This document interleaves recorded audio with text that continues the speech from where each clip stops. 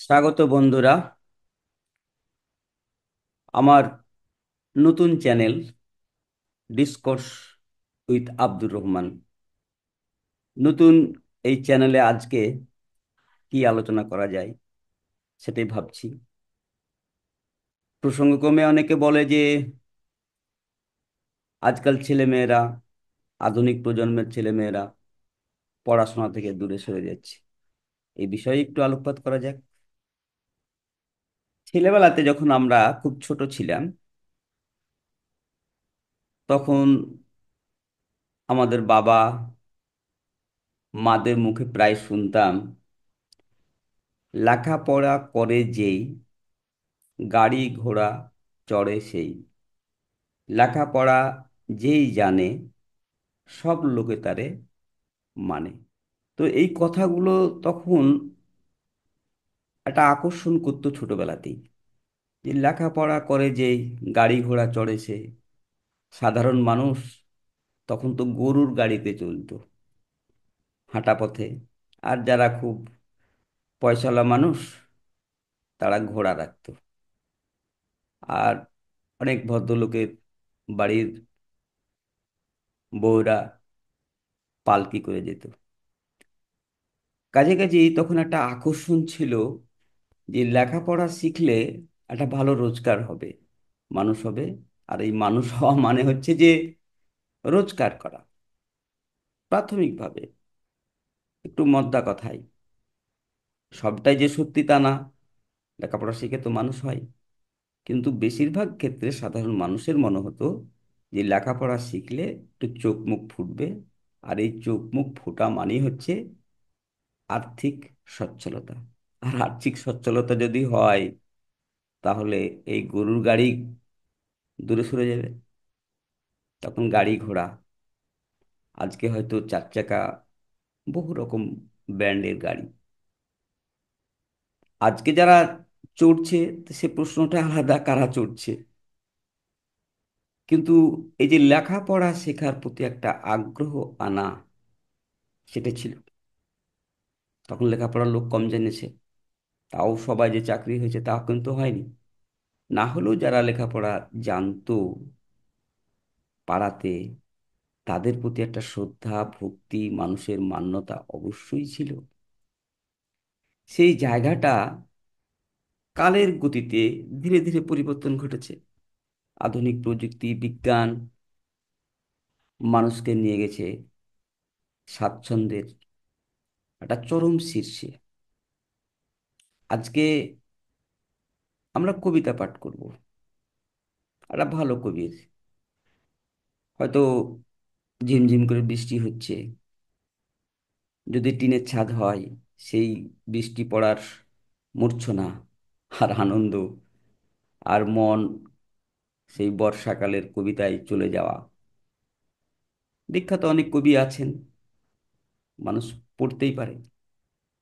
কিন্তু আজকে যদি এআই কে বলা হয়, বা চ্যাট জিপিটি কে, যে এইরকম একটা মুহূর্তে একটা সুন্দর কবিতা দাও তো, দেখা যাবে কয়েক সেকেন্ডের মধ্যে একটা সুন্দর কবিতা দিয়ে দেবে। তাহলে কি ওই কবিতা পাঠ করার পরে তার নিশ্চয়ই ভালো লাগবে? ভালো না লাগার কোনো কারণ দেখছি না।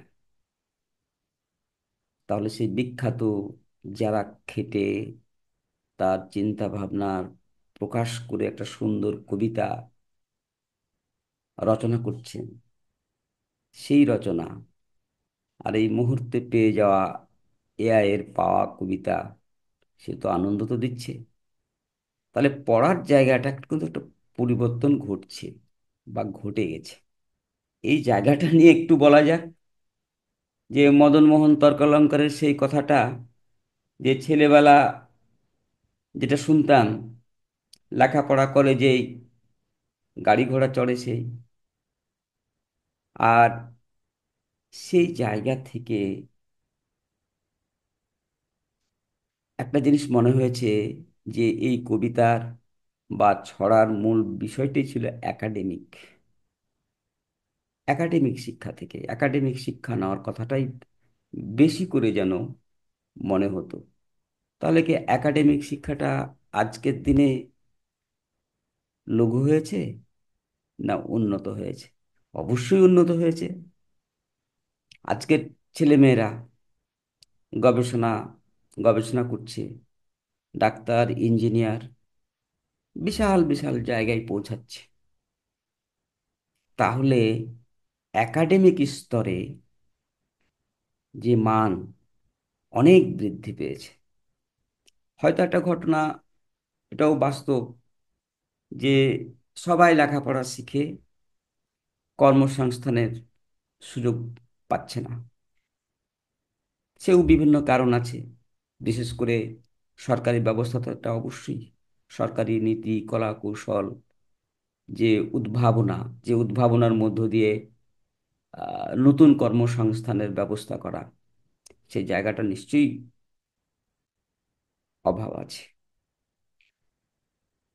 কিন্তু একাডেমিক, আমি যেটা বলতে চাইছিলাম যে একাডেমিক স্তরে উন্নতিটা অবশ্যই হয়েছে, কিন্তু একাডেমিকের বাইরে মানুষের যে কর্মজীবন, মানুষের যে অবসর, মানুষের ভালো লাগা মন্দ লাগা লাগা, এবং সেই থেকে মানুষ কি চায়, কিভাবে তার সময় কাটবে, সেই সময়ের মধ্যে তার আনন্দ খুঁজে পাওয়া, এই আনন্দের জায়গাটা, ভালোবাসার জায়গাটা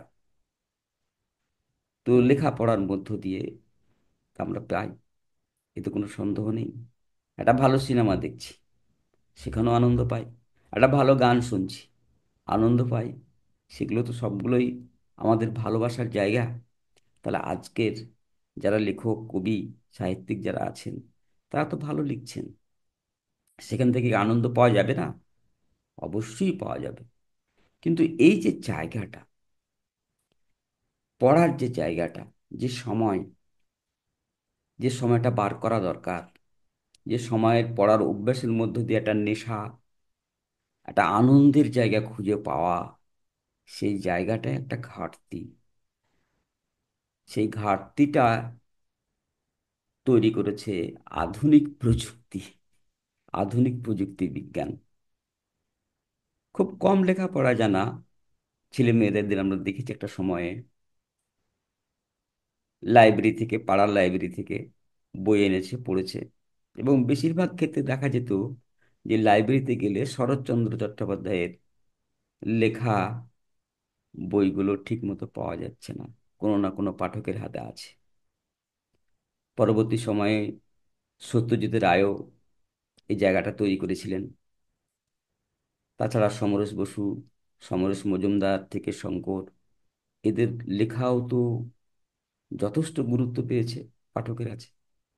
কিন্তু আজকের দিনে প্রযুক্তির বিজ্ঞানে হাতে যে মোবাইল, এই মোবাইল তো সব কিছু কেড়ে নিয়েছে।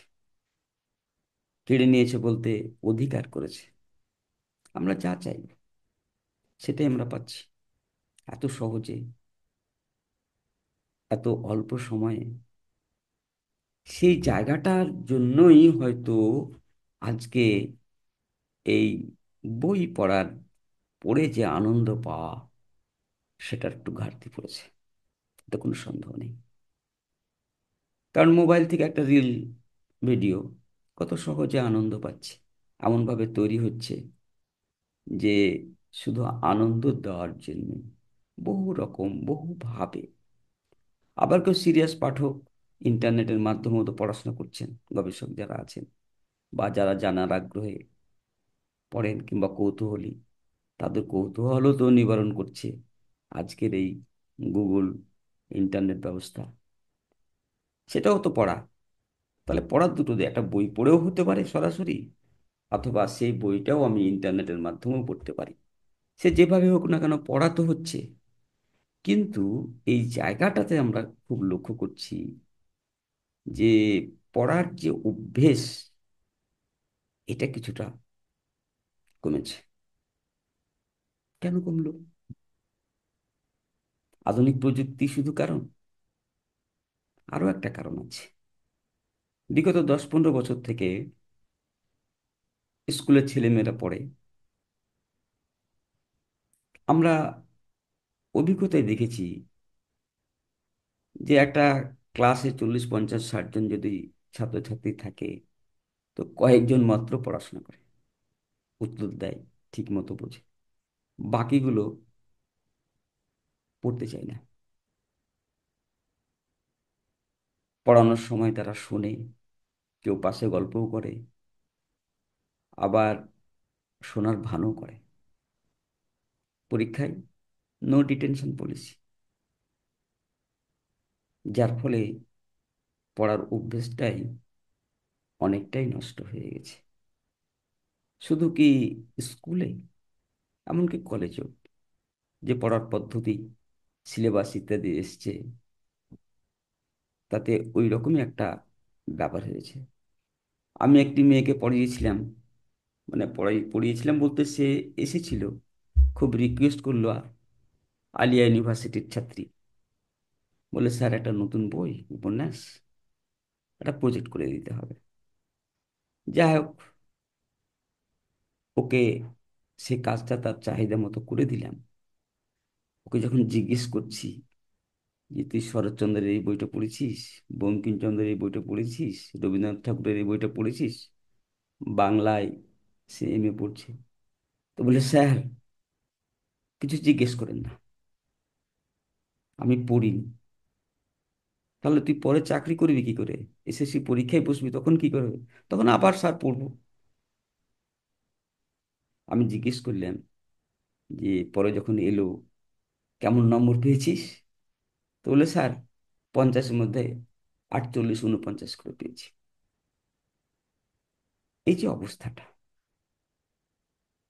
যার ফলে আমার মনে হয়েছে সিরিয়াস পাঠক এখনো আছে, কিন্তু সাধারণ একটু কমন পিপুল, যে পড়াশোনা করে আনন্দ পেত, যে জীবনের সুখ আনন্দ বেছে নিত, কত মানুষের সঙ্গে তার দেখা হতো ওই লেখাপড়ার মধ্য দিয়ে, ভূগোলের হোক, ইতিহাসের হোক, বাংলার হোক, সবকিছু মিলেই একটা বৃহত্তর জীবনের সঙ্গে সে যেভাবে যুক্ত হয়ে গিয়ে আনন্দ অনুভব করত, এই জায়গাটা কি সত্যি আমাদের আধুনিক প্রযুক্তির ভিডিওর খুব সংক্ষিপ্ত রিল, কিংবা ফেসবুকের কিছু বুক নিয়ে অল্প কথায় তারপরে কেউ মন্তব্য করলো, আবার পাল্টা মন্তব্য করলো, এই করেই কি সেটা হয়?